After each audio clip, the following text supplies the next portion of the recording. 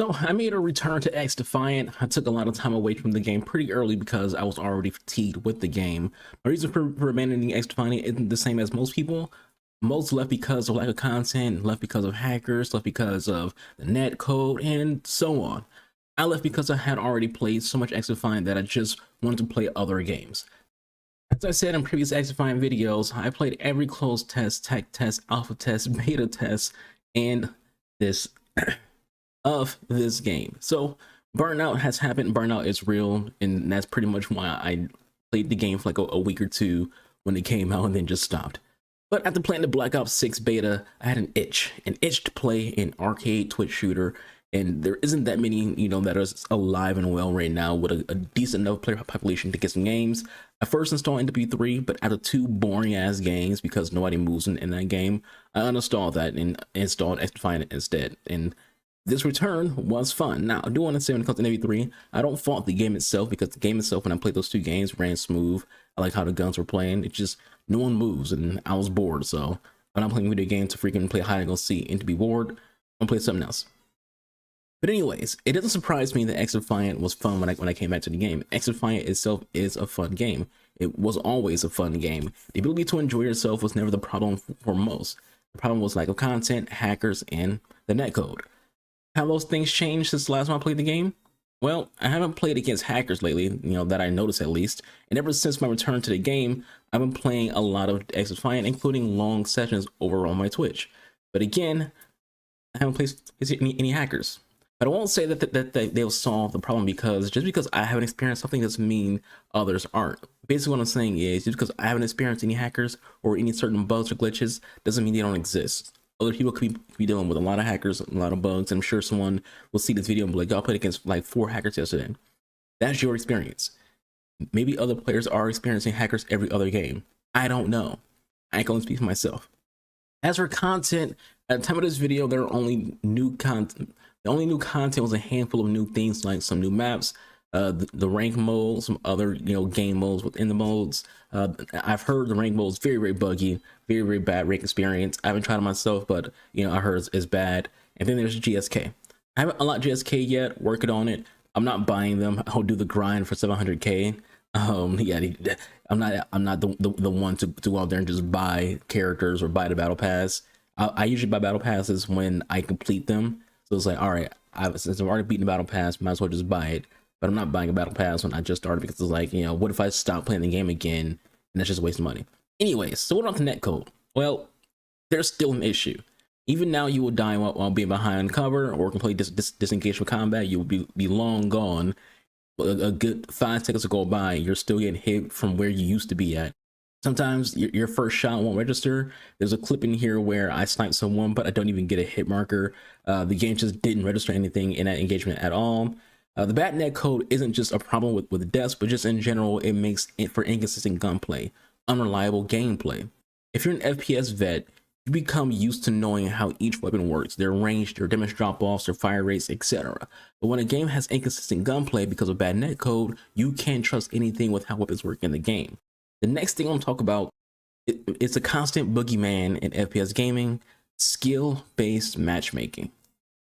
I mentioned on another content creator's comment section that if Activision wanted a good case study of SVMM being good, then they should just show people XDefiant. XDefiant prides itself, markets itself on not having SVMM, which leads to a very problematic matchmaking system, which in general you can't escape. Whether you have SVMM or not, you're going to have a very problematic matchmaking system because there is no perfect balanced, so to speak, when it comes to matchmaking. Like, you want it to be connection based, but when it comes to the actual matchmaking itself for players, there is no perfect balance of casual and good in like hardcore sweaty players. It's usually always going to be too casual or too sweaty. There is no in between. If you're a good player and don't play in a stack, very high chance you will be getting teammates who can't get more than 4 kills a game, which is classic in like old school Modern Warfare 2 and old school Black Ops 1.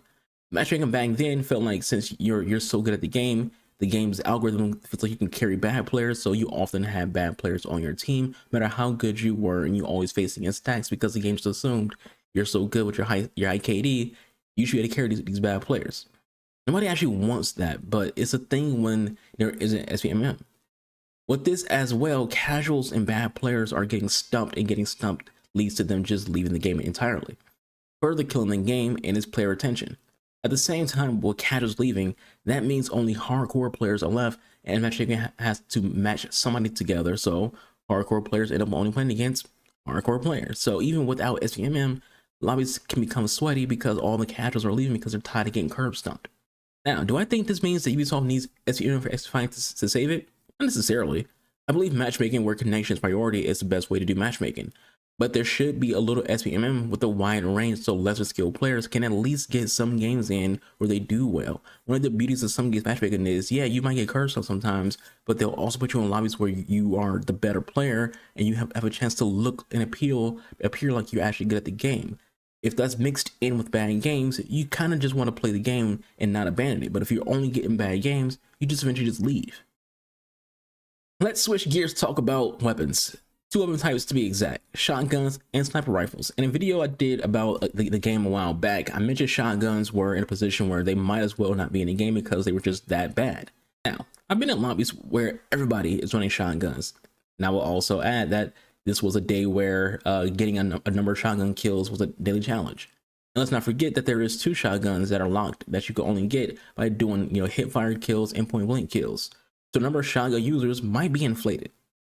I did run around with shotgun a bit to try it out, and there is gameplay of that in this clip. The shotgun I was using, the M870, felt inconsistent, which I can't tell if it's by design or because of the netcode. At close range, more often than not, it destroyed people. At mid range, it needed some help. Which is, in my opinion, that's what balance is. Balance is shotguns should not be anything, more than close quarters weapons that, outside of close range shouldn't be viable at all. I used it with the cleaners faction just to give it a little more punch, a little more oomph via the passive fire damage the cleaners have. And, it was some fun gameplay. Shotguns can be annoying in close range. That's what they're designed for in gaming. So just know that if you are someone who likes to rush, you'll get floored by shotguns more than not now.